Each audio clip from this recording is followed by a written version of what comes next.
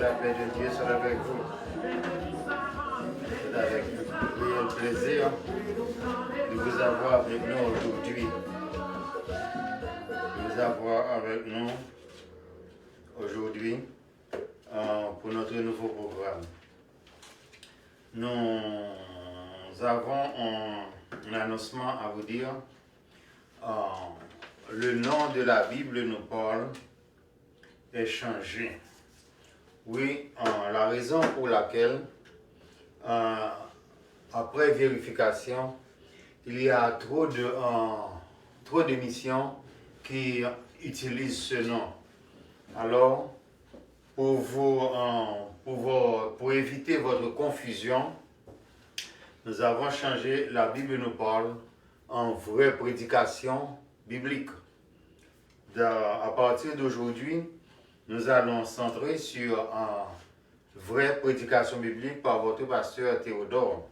Rien n'a changé, seul le nom. Alors, vous pouvez continuer à réviser les anciens programmes parce que nous avons presque plus de 75 messages sur la ligne. Je pense que vous pouvez les utiliser pour votre expérience biblique parce que si vous pratiquez si vous avez l'habitude d'entendre tous ces messages, assurément, vous pouvez avoir une bonne connaissance de la Bible. Parce que la Bible vous parle purement et simplement de la Bible. Vous explique les versets, les idées et pourquoi tel fait a été réalisé dans le passé et quels sont les faits qui doivent encore reproduire dans le futur. La Bible nous parle échanger en vraie prédication biblique. C'est pour vous une bonne source de connaissances bibliques. Vous pouvez vous approfondir là-dedans. C'est comme si vous avez la Bible en main avec un professeur tout près de vous. Donc, comme dit le vieil adage, tout ce qu'on fait, tout ce qu'on apprend, on apprend par l'homme. Alors, je remercie Dieu de m'avoir donné toutes ces expériences bibliques pour vous exposer. Et je sais que vous pouvez prendre et en bénéficier aussi parce que c'est une bonne connaissance. Comme c'est un trésor, lorsque vous avez une bonne connaissance de la Bible, alors si vous en avez, ceux qui ne savent pas vraiment la Bible et qui viennent avec une idée fausse pour vous séduire, vous pouvez vous en défendre. Parce que nous vous donnons les versets sur lesquels nous méditons et les idées, alors c'est pour vous, je crois, une bonne source. Ce que je vous demande, la Bible nous parle, changer en vraie, mais prédication biblique, continue à ne rien demander. Donc, seule donation que vous pouvez me faire, c'est d'essayer de propager et d'évangéliser. Parce que la Bible dit, vous êtes des témoins. Vous êtes des témoins. Donc, évangélisez vos parents, vos amis, présentez-les le programme. Et nous vous prions aussi de like, de souscrire et de partager. Nous sommes aussi sur Facebook et sur YouTube. Nous avons besoin des amis, beaucoup de personnes pour souscrire sur Facebook, sur YouTube aussi, sur YouTube. Lorsque vous avez fini de voir le programme sur Facebook, allez sur YouTube, donnez un like, souscrire et de partager. Parce que ça peut nous aider à marcher, à continuer à l'avant pour ceux qui regardent YouTube et ceux qui regardent Facebook. c'est un devoir non seulement pour moi, mais pour vous aussi. Donc, j'espère que vous allez avoir une bonne audition et nous allons passer un bon moment ensemble. Le sujet de cet après-midi, ce sont les habitants de l'enfer. Vous savez aussi, sur la terre, il y a des habitants. Les habitants de la terre sont les hommes, les femmes, les enfants. Et il y a les habitants du ciel. Les habitants du ciel, ce sont les anges, les saints, les archanges, les séraphins et le maître de la maison. En haut, c'est Dieu. C'est le maître de l'univers de tout entier. Il est en haut, il est maître en haut et il est maître en bas. Il nous surveille et il est partout.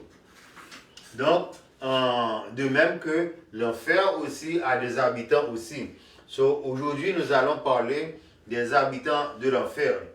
Et les habitants de l'enfer. Et pour vous faire savoir qu'il y a vie après la mort, pour ceux qui ne sont pas des amis du Christ. Donc, ceux qui sont des amis du Christ montent en haut, mais ceux qui ne sont pas des amis du Christ, l'âme reste en bas. Donc, si on n'est pas monté, il n'y a, comme dit le proverbe, il n'y a rien de stable. Rien n'est stable sur la terre. Même la terre continue à se mouvementer et à donner des chocs. C'est la raison pour laquelle nous avons des tremblements de terre. Donc, rien n'est stable. Si on n'est pas monté, on est descendu. Ou si on n'est pas monté, on est descendu, on est resté sur la terre vacante, errant et vagabond. Donc, mais il n'y a pas d'âme qui soit resté errant et vagabond sur la terre. Si on n'est pas monté, on est descendu. C'est la raison pour laquelle que je vous dis toujours, l'âme d'une personne est comme l'eau dans une bouteille. L'eau ne peut pas être restée debout, donc elle doit se contenir dans un récipient. Donc l'âme, c'est l'eau dans notre corps qui est récipient. Donc nous allons voir la partie négative aujourd'hui. La partie négative aujourd'hui, c'est lorsque l'âme n'est pas montée au ciel. Donc nous allons voir ensemble Luc 16, nous allons lire Luc 16, Luc 16 à partir du verset 22. Si vous avez votre livre en main, vous pouvez regarder avec moi pour votre plus bonne compréhension. Luc 16 à partir du verset 22. Luc 16 parle de l'homme riche et de Lazare. Il parle de l'homme riche et de Lazare. En effet, je ne veux pas que vous preniez cela pour vrai. C'est une allégorie. Une allégorie, c'est un récit imagé qui dessiné, c'est comme vous allez dans un cinéma, qu'on fait avec le computer, vous voyez des personnes montent comme Batman. Ce n'est pas vrai, c'est des coups de caméra. Mais pour Luc 16, l'homme riche et Lazare, c'est une allégorie qui est destinée à vous faire savoir et vous donner une image, une démonstration de ce qui va passer. Comme l'apôtre Jean, sur le mont de Patmos, il avait le film et l'ange lui avait parlé pour dire ce qui va arriver à tel moment précis. Ça, ce n'est pas une allégorie. Il ne faut pas confondre ça avec l'homme riche.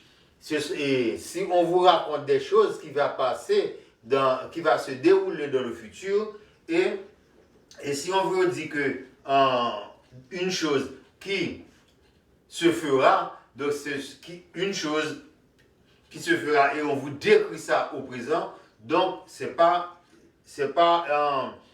une allégorie. Donc nous allons voir ça, l'homme riche et Lazare. L'homme riche avait beaucoup de biens et je ne veux pas que vous compreniez, si on est riche, on ne va pas au ciel. Ce n'est pas vrai. Il y avait un homme riche qui était vêtu de pourpre et de fin lin et qui chaque jour menait une vie brillante. Le pauvre nommé Lazare était couché à sa porte couvert d'ulcères. Malheureusement, Lazare n'avait pas de médicaments, donc c'était des chiens qui léchaient, qui nichaient ses salaires, ses plaies. Donc, il est désireux de ramasser les miettes de la table du riche, et même les chiens venaient encore lécher les ulcères. Ce sont les chiens qui venaient lécher ces ulcères. Donc, le pauvre mourut. À partir du verset 22, le pauvre est mort. Et le riche est mort aussi. Donc, c'est une drôle de coïncidence, mais je vous dis que c'est une allégorie. Et le pauvre mourut et fut porté par des anges dans le sein d'Abraham. Le riche mourut aussi et fut enseveli. Donc, c'est dire pour laquelle, c'est dire de là, le riche était mort aussi, mais il n'était enseveli. Enseveli, vous comprenez ce mot, enseveli c'est enterré et mettre de la poussière. Parce que l'âme, le corps, pas l'âme, le corps retourne de la poussière. Donc, comme Dieu avait prononcé. Donc, le riche mourut et aussi fut enseveli. Je veux vous faire savoir aussi, le pauvre mourut et était enseveli aussi. Les deux étaient ensevelis. Mais l'âme de ces deux prend une direction différente. Le pauvre monte au ciel. Si on vous dit le pauvre mourut, ce n'est pas vraiment pour dire que les pauvres, les mendiants, les pauvres, ce sont nous qui sommes des pauvres. Parce que nous avons besoin de la parole de Dieu. Nous peut être pauvres en esprit, pauvres spirituellement. Pauvres spirituellement, c'est si on ne connaît pas la Bible comme ça doit être. On ne connaît pas la Bible comme ça doit être. Si on ne connaît pas la Bible comme ça doit être, on est pauvre en esprit.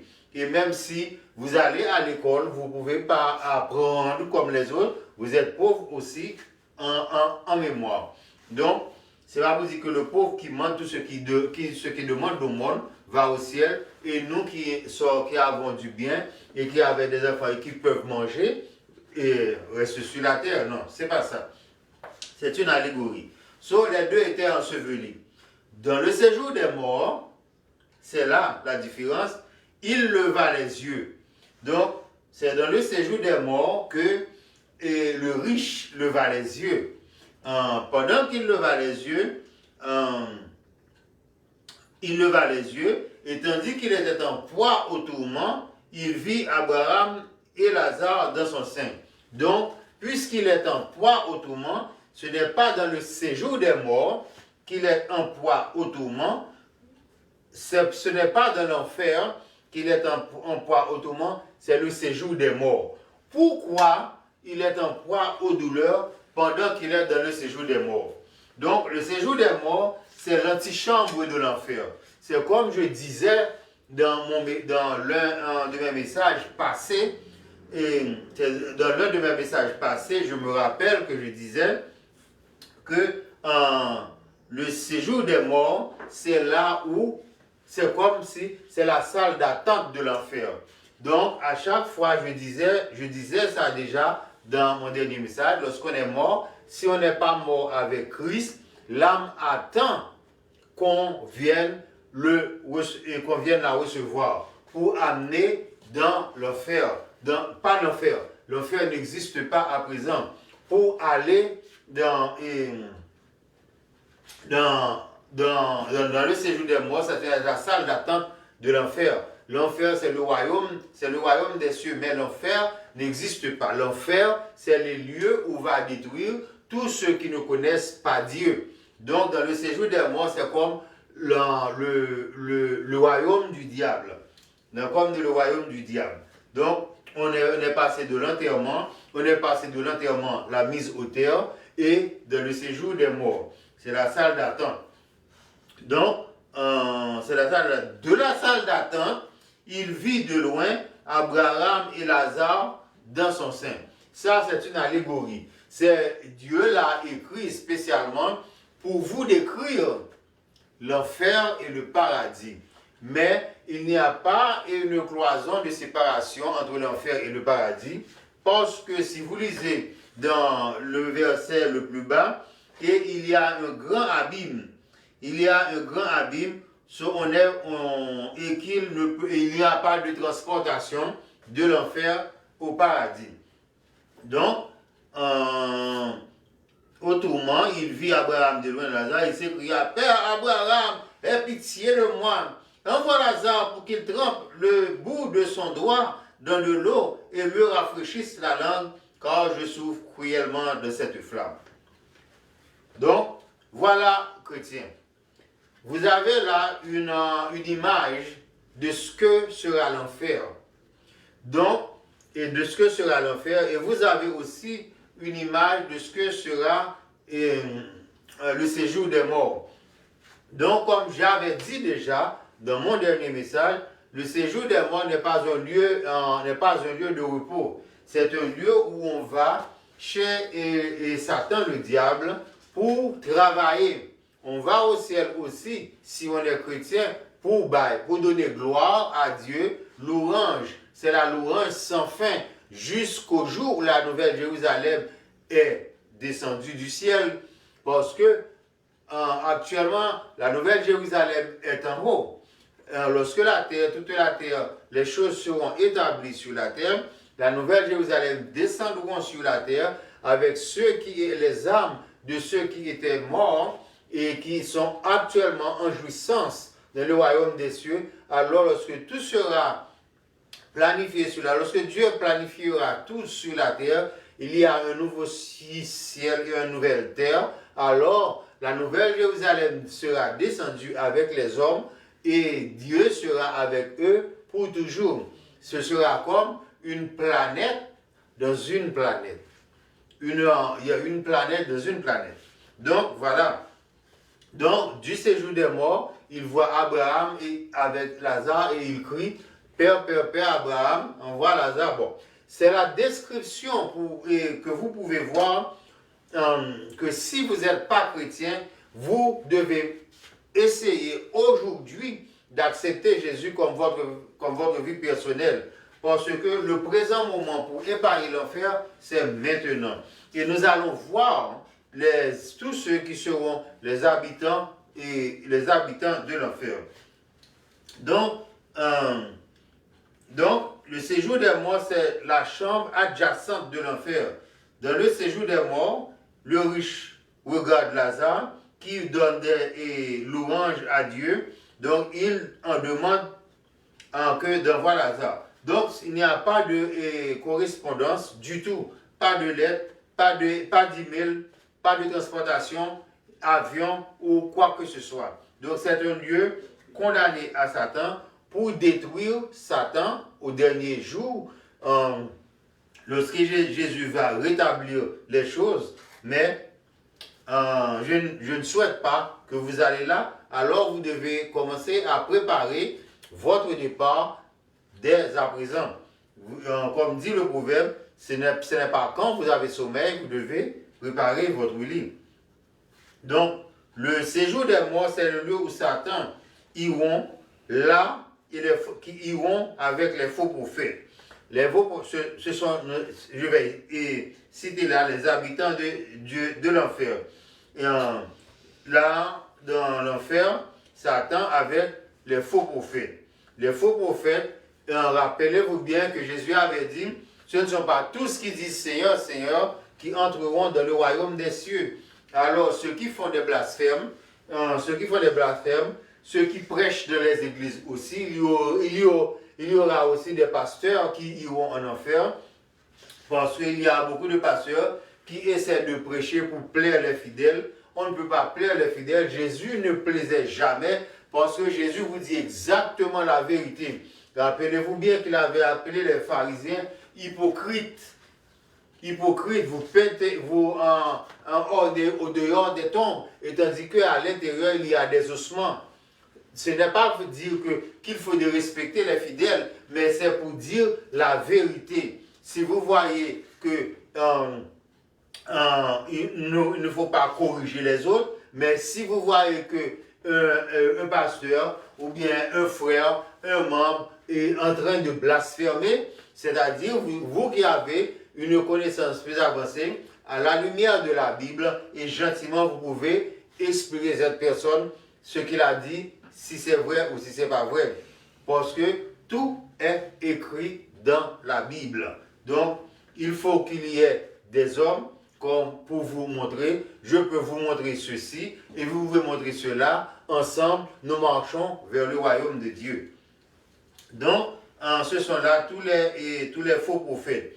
Je dis que les faux prophètes, je vous prends les autres après, c'est parce qu'il y avait des personnes qui portent la Bible en main, mais lorsqu'ils vont porter une prédication, une parole, il lit un verset et dit tout ce qu'il pense. On ne peut pas dire, on ne peut pas prêcher, on ne peut pas prophétiser de ce que nous pensons, de ce que je pense, mais nous devons parler à la lumière de la Bible. À la lumière de la Bible, il dit comparer les versets avec les versets. Parce que Jésus dit, mon peuple meurt faute de connaissance. Si vous avez de la connaissance, vous pouvez aider votre frère. Ne savez-vous pas, si vous aidez votre frère, vous tirez votre frère de l'enfer. Donc, ceux qui adorent la bête volontairement et involontairement. Je dis là volontairement et involontairement. Je vais m'expliquer. Ceux qui adorent la bête volontairement, c'est-à-dire ceux qui se donnent à Satan, ceux qui vendent leur vie pour de l'argent, ceux qui vendent leur vie pour des choses matérielles. Et nous avons besoin des choses matérielles vraiment, mais vous devez travailler aussi pour ces choses-là dont vous avez besoin. Vous n'avez pas à convoitiser les biens de votre voisin parce que vous ne savez pas ce qu'il fait pour avoir ce bien. Donc, vous pouvez donner vous-même et vivre de la mesure que Dieu vous permette de vivre. Parce que Dieu, au-dessus de tout, il voit tout et il sait dont vous avez besoin. Il dit, si les oiseaux eux-mêmes sont vêtus et ils ne paient rien, mais comment vous, qu'il sait que vous existez et qu'il a soufflé dans votre narine pour devenir un être vivant, il sait que vous avez besoin de la nourriture et des choses pour vivre. Et il dit, si vous avez la nourriture et le vêtement, cela vous suffit. Alors, si vous avez l'envie de vous faire éclater, d'être populaire ou d'attirer des gens vers vous, alors le diable vous accueille aisément. Parce que le diable ne donne pas. Il est toujours à la recherche. Il fait toujours le recrutement. Pourquoi fait-il le recrutement? C'est-à-dire, c'est la raison pour laquelle, parce qu'il sait ce qu'il lui réserve à la fin du monde. À la fin du monde, il sait qu'il aura à faire face à une grande bataille. Il sait qu'il aura besoin des soldats.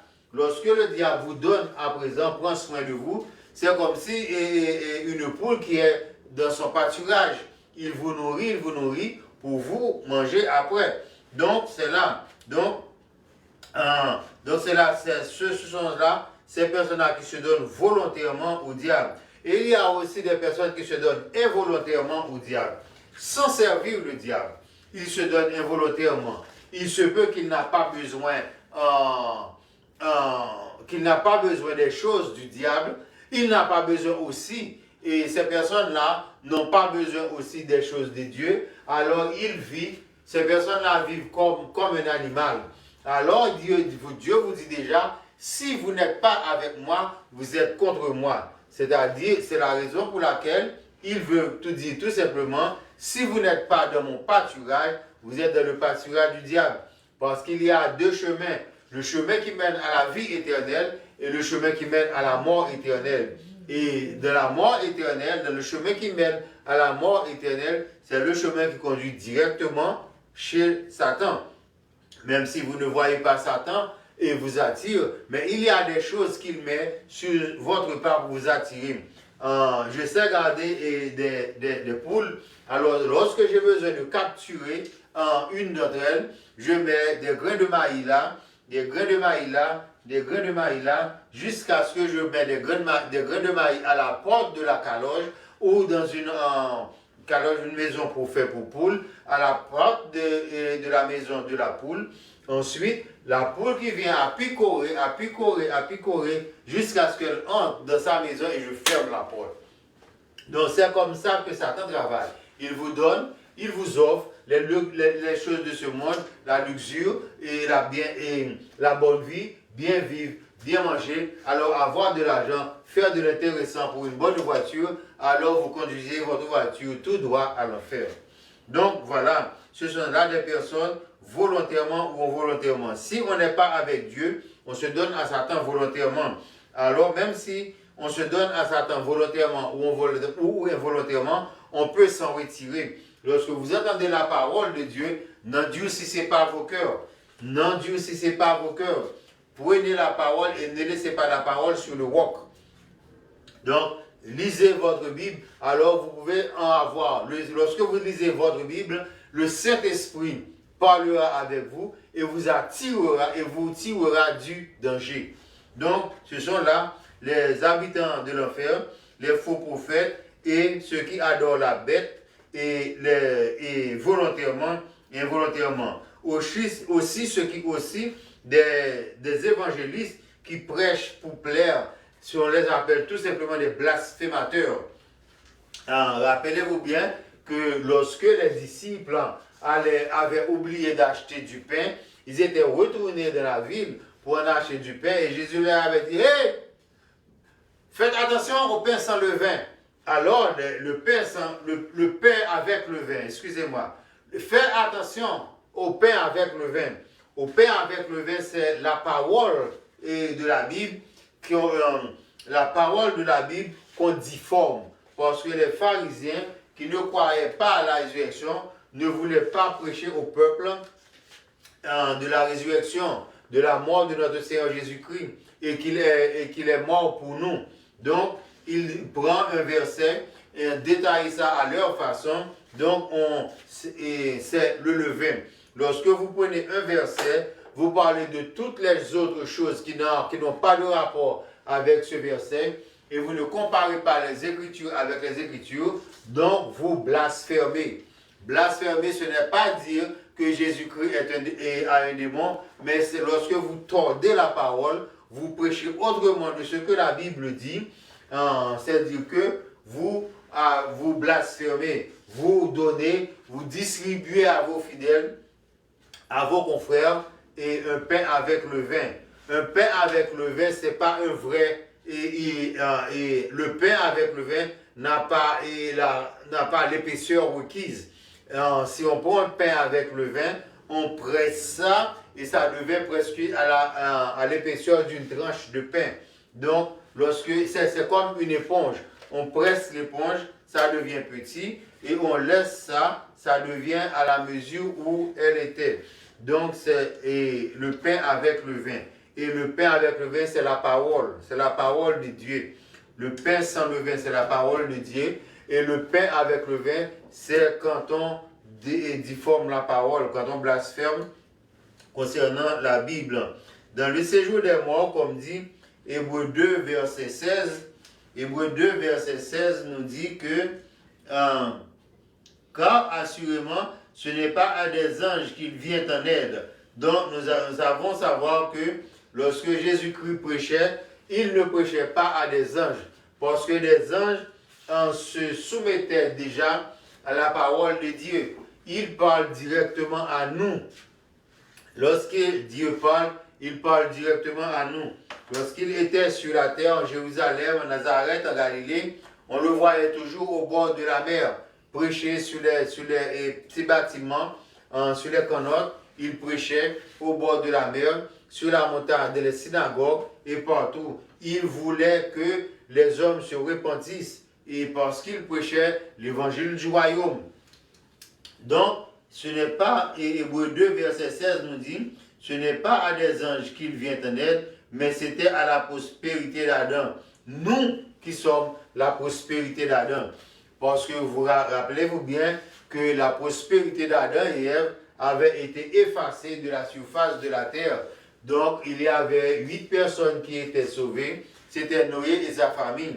Donc, Noé est descendant d'Abraham. Donc, nous aussi, nous sommes des descendants de la prospérité d'Abraham. Rappelez bien qu'il avait dit qu'il avait promis à Abraham et de multiplier ses biens comme le sable de la mer. Et de Abraham nous revient la population de toute la terre. Donc, c'est à nous qu'il s'adresse. C'est à nous qu'il s'adressait. Donc, voilà. Donc, si que nous refusons ces paroles et que nous l'interprétons mal et que nous dirigeons ça mal et que nous enseignons ça mal, donc, qu'on le veuille ou non, vous pouvez penser que vous péchez la Bible, mais vous blasphémez de la Bible. Donc, il dit dans Hébreux 16, c'était là un postfit là-dedans. Si vous voulez voir le verset 15, et qu'il décrivait tous ceux qui, par crainte de la mort, étaient toute leur vie retenus de la servitude. Donc, si vous n'êtes pas l'ami de Dieu, et vous êtes l'ami de Satan, et vous êtes retenu tout entier de la servitude.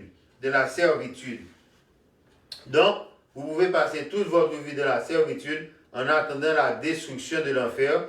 Et en la destruction de la terre, l'enfer est installé. Alors, là où Satan va brûler avec tous ses anges, tous ses armées, parce que Satan ne va pas gagner la guerre d'Armageddon.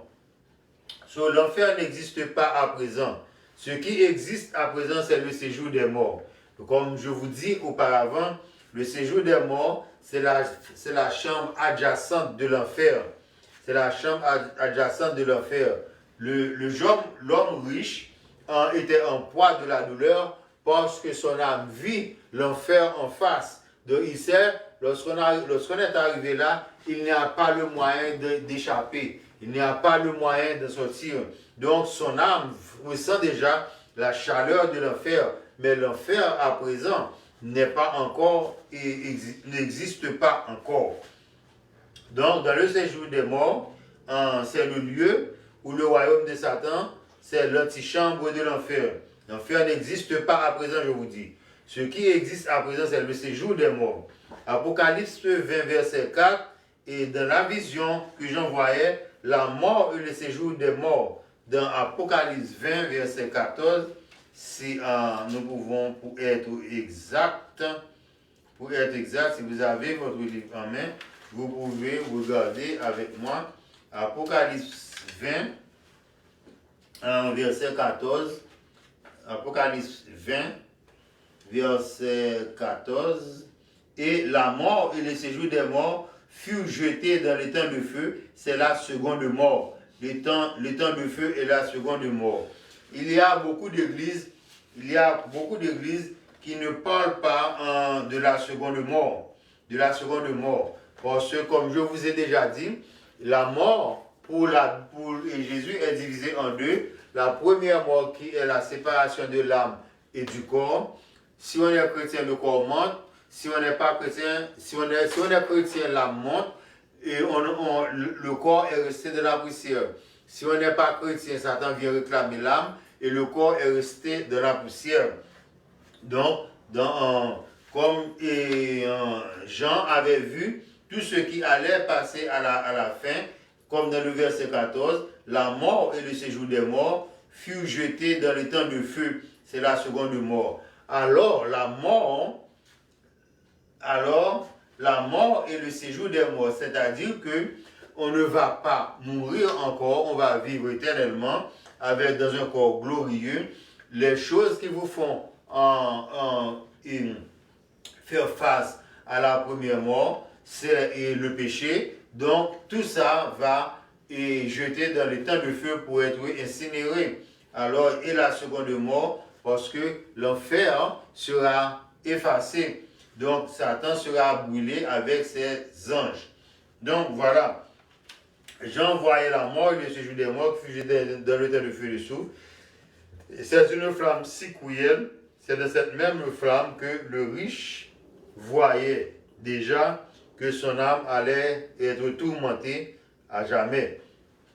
Dès qu'une personne est morte sans accepter Jésus-Christ, son âme va en captivité. Sans accepter Jésus-Christ, son âme va en captivité.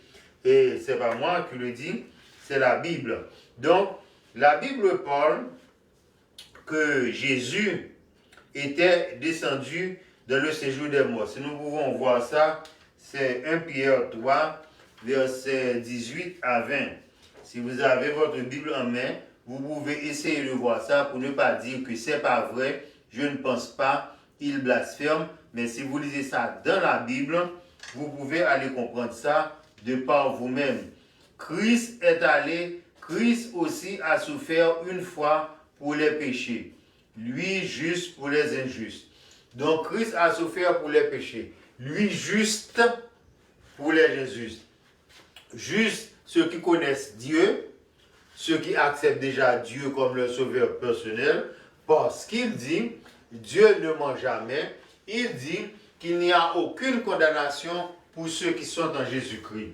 Donc il est mort pour ceux qui acceptent Jésus. Si vous êtes en Jésus-Christ, il n'y a pas de condamnation pour vous. Donc vous êtes toujours pécheur, mais lorsque vous péchez, Dieu vous reprend parce que le Père châtie l'enfant qu'il aime. Donc, c'est ainsi. Donc, si vous n'êtes pas Christ, si vous n'êtes pas avec Christ, vous êtes allé en enfer. Mais il y a une très grande importance là à ce verset. Je crois que c'était verset 18. Afin de nous amener à Dieu, ayant mis à mort quant à la chair. C'est-à-dire que Jésus était une fusion de Jésus, du Christ et Jésus, parce que dans ce temps, c'est comme Jean. Il y a beaucoup de personnes qui s'appellent Jean, et toutes les femmes sont Marie. Donc, là, Jésus-Christ était, lorsque de sa première venue sur la terre, la Bible parle de sa seconde venue. Si la Bible parle de sa seconde venue, il y a une deuxième venue, il y a une première venue. Donc, l'essence, l'âme de Jésus était transcendée dans le ventre de Marie. Donc, c'est la raison pour laquelle, quant à la chair, il a été mis à mort quant à la chair. Ça veut dire que la chair était restée dans le tombeau et l'âme était sortie vivante. Donc, ayant été mis à mort quant à la chair, mais ayant été rendu vivant quant à l'esprit. Rendu vivant quant à l'esprit, c'est sa résurrection. Sa résurrection, dans lequel il est aussi allé prêcher aux esprits en prison. Plusieurs personnes disent que Jésus était allé en enfer. Non, Jésus n'était pas allé en enfer parce que jusqu'à présent où nous parlons, l'enfer n'existe pas. Il était allé prêcher aux esprits en prison. En prison, c'est comme si on est en carcération. C'est dans le séjour, dans la tombe. Donc ces âmes-là n'étaient pas allées dans le séjour des morts. Donc, je vais vous dire encore ce que j'avais dit auparavant. L'âme d'une personne le suit jusqu'au tombeau. Donc, puisque ces personnes-là n'étaient pas pour Satan, l'âme restait en silence, en captivité. Parce que même si le corps était détruit, l'âme était en prison et était enfermée dans la tombe.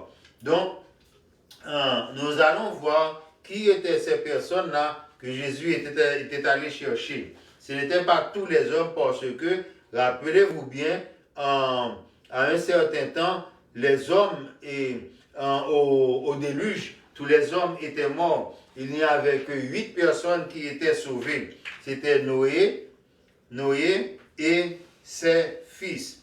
Donc, son âme va en captivité. Au cours du déluge, il y avait 8 personnes qui furent sauvées. C'était ceux de la famille de Noé. Si nous pouvons voir 1 Pierre 3, verset 18 à 20. 1 Pierre 3, verset 18 à 20, dans lequel il est allé, 19, dans lequel il était allé chercher, et il est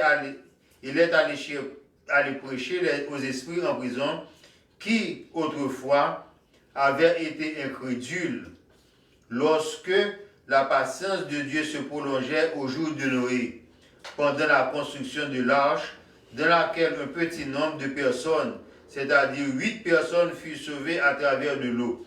Je vais vous expliquer ce verset-là. 8 personnes de l'ange avec des animaux qui étaient sauvés. Par exemple, moi, je crois sincèrement à Dieu. Je adore Dieu. Je le loue. Mais j'ai des enfants qui vont à l'église à cause de moi, parce que je les force d'y aller. Donc, ils ne vont pas volontairement. Si par exemple, je suis mort, il y a une très grande chance que ces enfants-là ne vont pas à l'église. Il y a une très grande chose que ces enfants-là ne vont pas à l'église. Mais ils croient en Dieu. Ils croient en Dieu. Dieu va les former, mais Dieu ne va pas les oublier. Parce qu'il faut dire que la prière du juste sauve le croyant. À cause de leur foi, de la foi que leurs parents avaient, donc notre prière, notre conduite, ils peuvent arriver à être sauvés à cause de nous. La prière du juste sauve le croyant. Donc si le croyant vient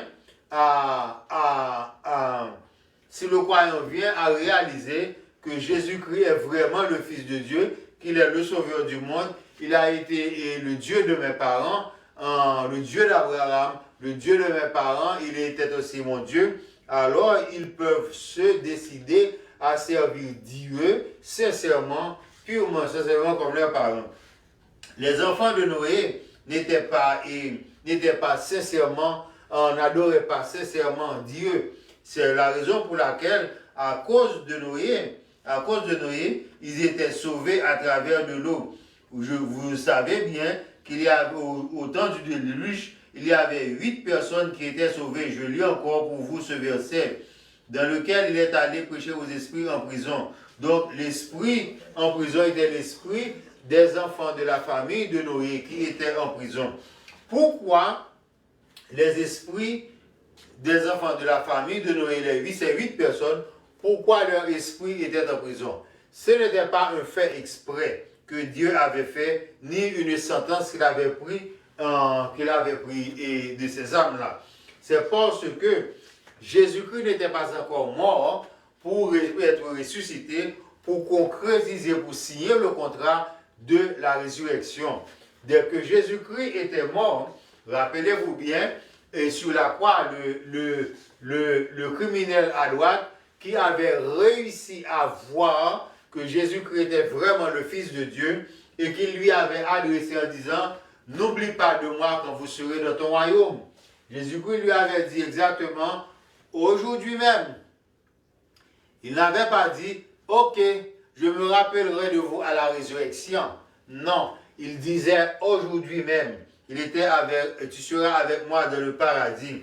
Donc, c'est à l'expiation et de son âme qu'il avait signé le pacte de la résurrection pour nous.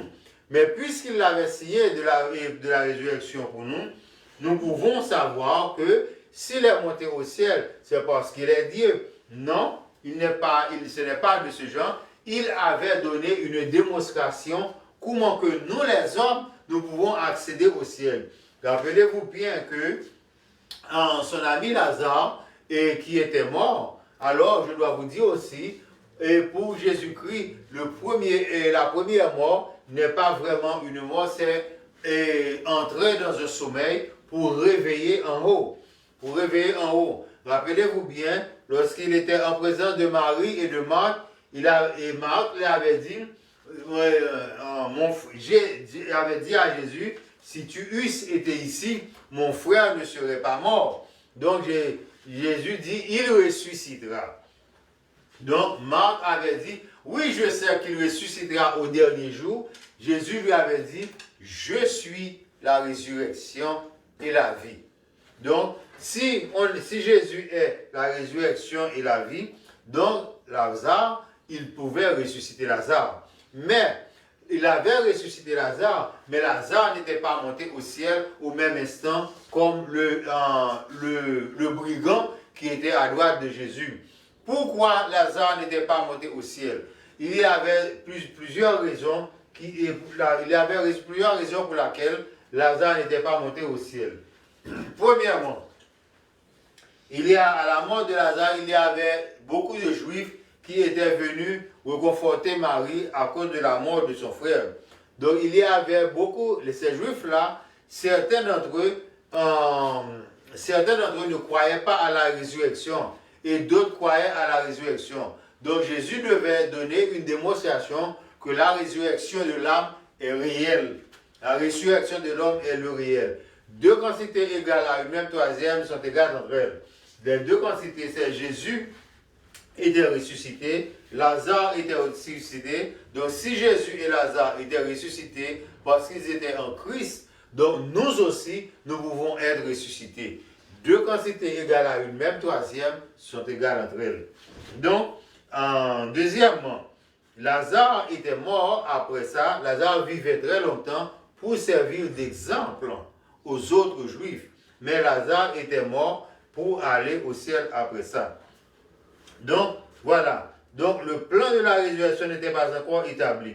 C'est la raison pour laquelle les âmes des 8 personnes-là étaient restées en prison ou en captivité.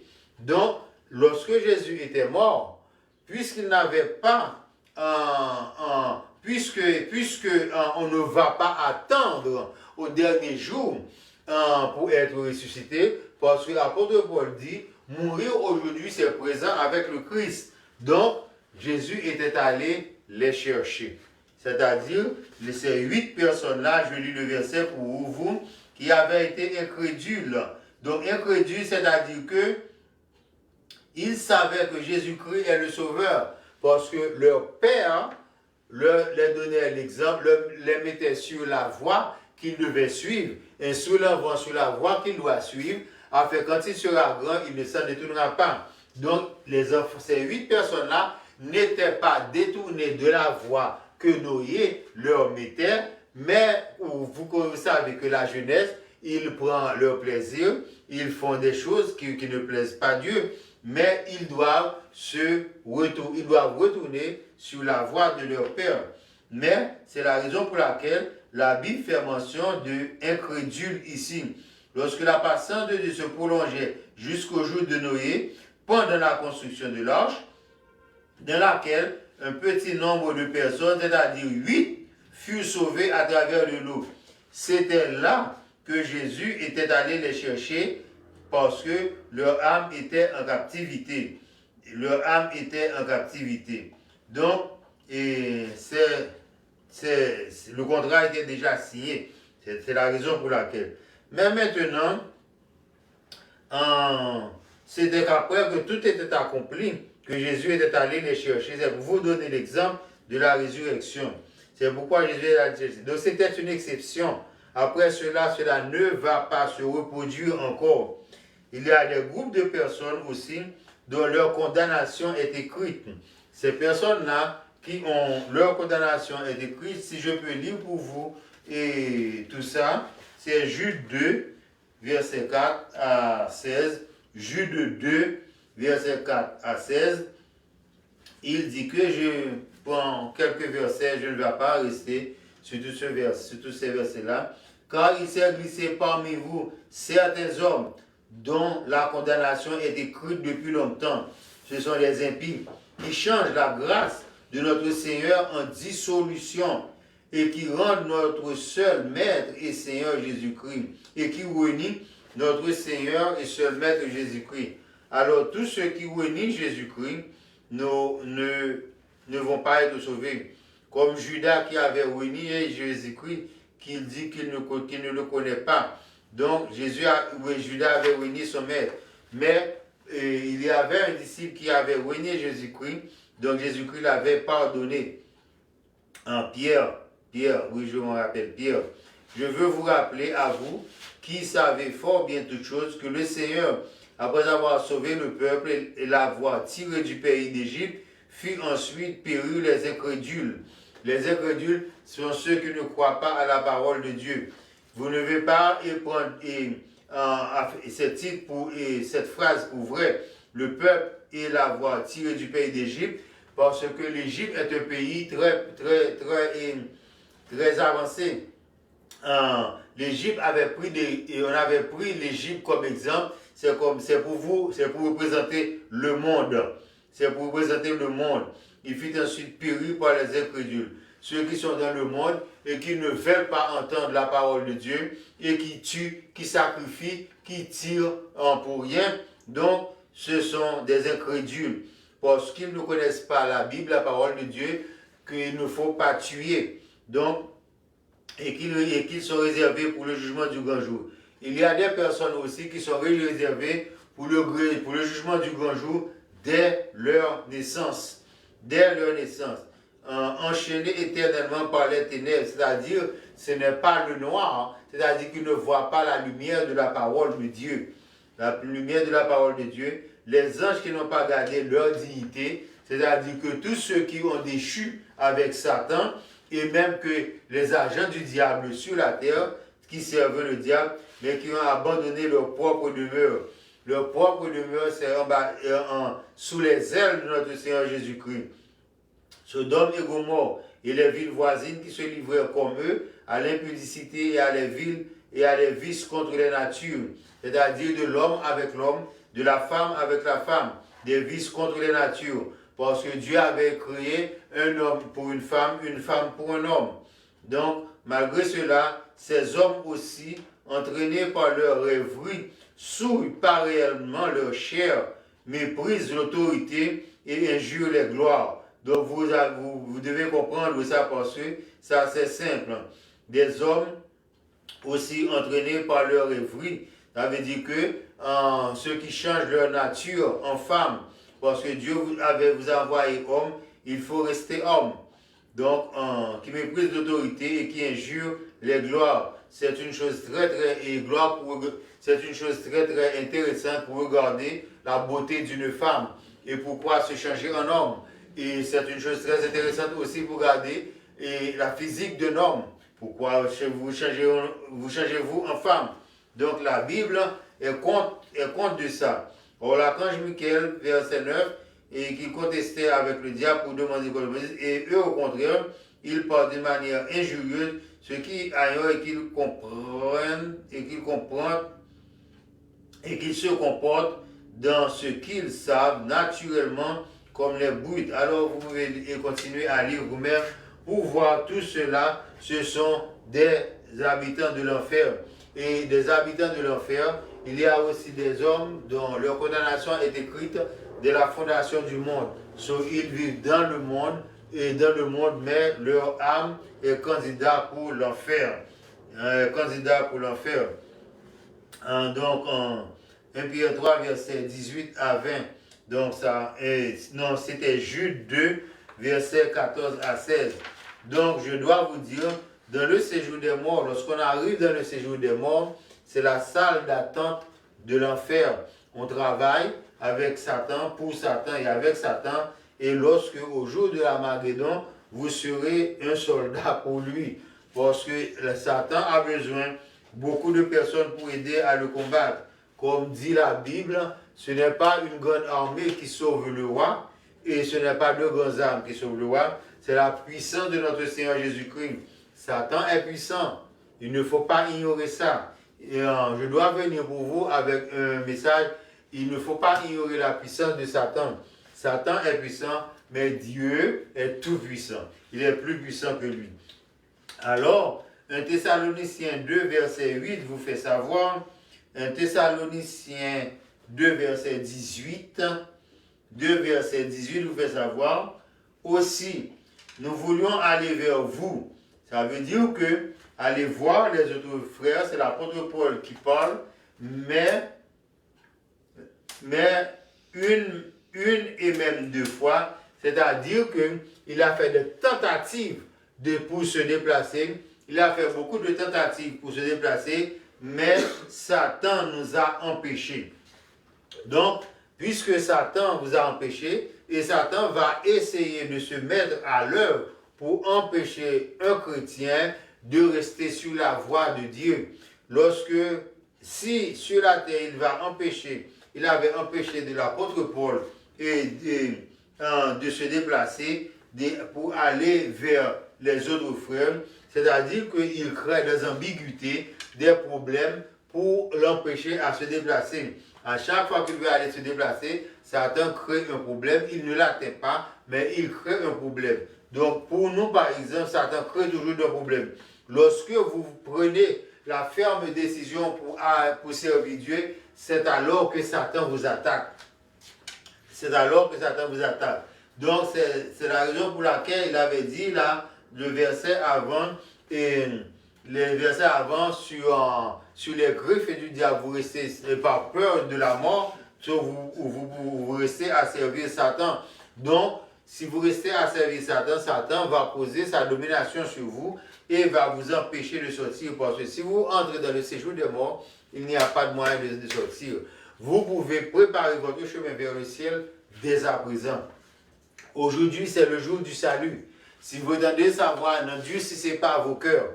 Parce que si vous endurcissez vos cœurs, l'Éternel va tourner le dos vers vous. Donc, ce sera plus difficile, vous serez abandonné. Parce que l'Éternel va vous châtier et va vous renier. Si vous acceptez le Seigneur Jésus-Christ, il va venir vers vous. Si vous le cherchez de tout ton cœur.